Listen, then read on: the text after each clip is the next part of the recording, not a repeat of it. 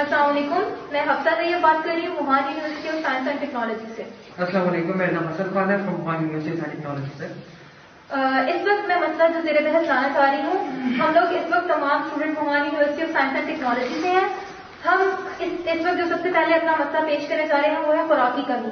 اس وقت ہم لوگ خوف کا شکار ہیں کہ جس طرح ابھی ہمیں اس کمی کا سامنا کرنا پڑ رہا ہے، عنقریب ہے کہ ہم لوگ بالکل ہمارے پاس بالکل خوراک ذرا برابر بھی موجود نہ رہے.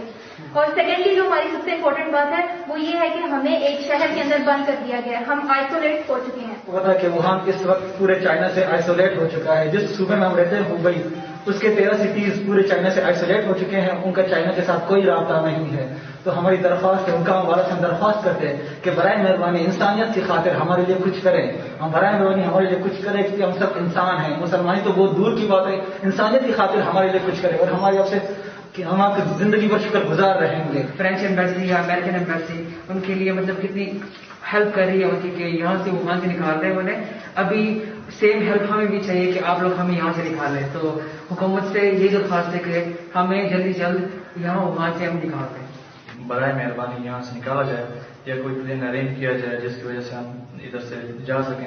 اب میں نے کچھ نیوز سنی تھی، ادھر پاکستان میں میڈیا بتا رہا تھا کہ ٹوٹل 200 اسٹوڈنٹ ووہان میں ہمارے پاکستانی ہیں، پر یہ ساری فیک نیوز تھی کیونکہ اونلی 200 اسٹوڈنٹ ہماری یونیورسٹی میں. اس طرح 12 یونیورسٹی ہیں جن میں 200 سے 300 پاکستانی اسٹوڈنٹ رہتے ہیں اور تقریباً 2000 پاکستانی اسٹوڈنٹ جو ووہان میں ہیں. انہیں برائے مہربانی کوئی اقدامات کر کے یہاں سے نکالا جائے. کورونا وائرس کی وجہ سے ہم بہت خوف و حراس کا شکار ہیں. ایک طرف تو وہ خوف ہماری جان لے رہا ہے تو دوسری طرف ہمیں خوراک کی قلت ہے. ہماری تمام حکام بالا سے گزارش ہے کہ ہماری ان تمام درخواست کو سنا جائے. یہاں پر موجود تمام پاکستانی اسٹوڈنٹ کو کسی بھی طرح پاکستان واپس بلایا جائے کیونکہ ہم اس خوف اور بہت ہی مشکل صورتحال میں صرف اپنے ماں باپ کے پاس جانا چاہتے ہیں. شکریہ.